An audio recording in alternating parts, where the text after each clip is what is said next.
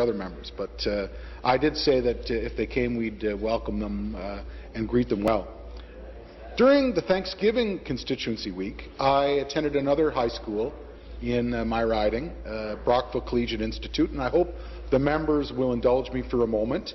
I want to take a few moments while we're debating an education bill to talk to you about something incredible that the students and staff at Brockville Collegiate have accomplished. In fact, as I'm standing in the legislature, there's a big celebration taking place at that school, and it's going to be quite an emotional day for all the students at BCI.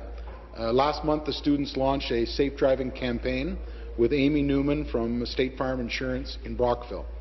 And their inspiration for the Celebrate My Drive campaign was Aaron Stevenson, a classmate they lost this summer when he was struck and killed by a vehicle just days before the start of the school year. It was a horrible tragedy that claimed the life of a very popular 16-year-old, a really great young man with a great, bright future. And in grieving the loss of their friend, BCI students decided that they wanted to do something that would honor Aaron's memory. And this afternoon, a month after launching the Celebrate My Drive campaign, the school is being presented with a $25,000 check from Amy Newman and State Farm. And I'm very proud of that, Speaker. Part of the money is going to be used to create the Aaron Stevenson Music Award and ensure that his name will live on and inspire future generations of students who pursue their passion for creating music. You know, it's a wonderful story. It's a great lesson for these students to show that something good can come out from even one of the worst tragedies that they'd experienced in their life. And I think they've done a great job in transforming their grief into something very positive that's going to live on for many years to come. So I appreciate the indulgence of my colleagues. I want to thank the BCI school community, Principal Bill Loshaw, on doing a great job with the Celebrate My Drive campaign, and I want to congratulate them. I wish I was there helping them celebrate this afternoon, but I'm here debating Bill 122. And I think our education critic, the member for Cambridge, Mr. Leone, I thought he did an excellent job for our caucus in his 1-hour lead-off on this bill.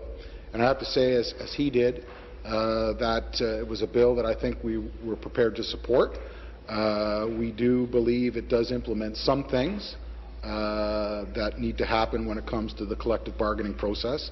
But at the same time, I think the critic articulated very well that we have some suggestions on how to improve that bill. Because, you know, let's face it, we all know what the bill's about. What we have here is the Liberal government's latest attempt to kiss and make up with their former friends in the education system before the next election. The bill is designed to help repair a relationship that their complete and utter bungling of the last round of negotiation left in tatters. You know what? How bad is it, you'd ask? Well, you know what? I think maybe we should ask Ken Curran, one of the union friends of the Liberal government that they handpicked to be the colour bearer for the party in the London West by-election that summer. That story for the government, it didn't end the way they wanted it to. You know, in fact, they'd held the riding for a decade, and they finished with a distant third place showing at that by-election. So, you know, again, I think if you asked Ken what he thought, you know, I'd be interested to hear what he'd have to say. And I think the result was in large part due to the anger the government had sparked among its former friends in education and the disaster they had in the last round of negotiations. So that's a big part of why, despite all the substantive issues we have in education today, that we're debating 122 this afternoon. Repairing the relationship with the teachers' unions before the next election is this government's priority, which I have to say is not only disappointing, but I happen to think it's doomed to fail. I'm sad to say to the Minister of Education that I highly doubt this one bill will suddenly make your partners forgive and forget.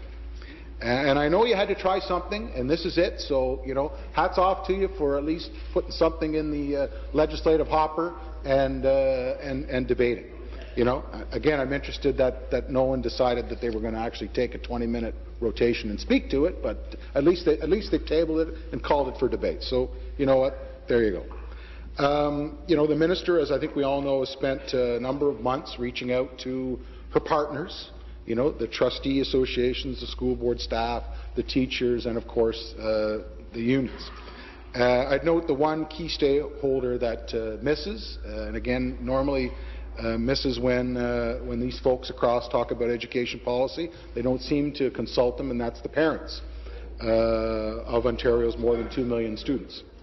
It would surprise me if parents, if they were ever asked to put on a list what they think the most substantive issues in education are. I doubt very much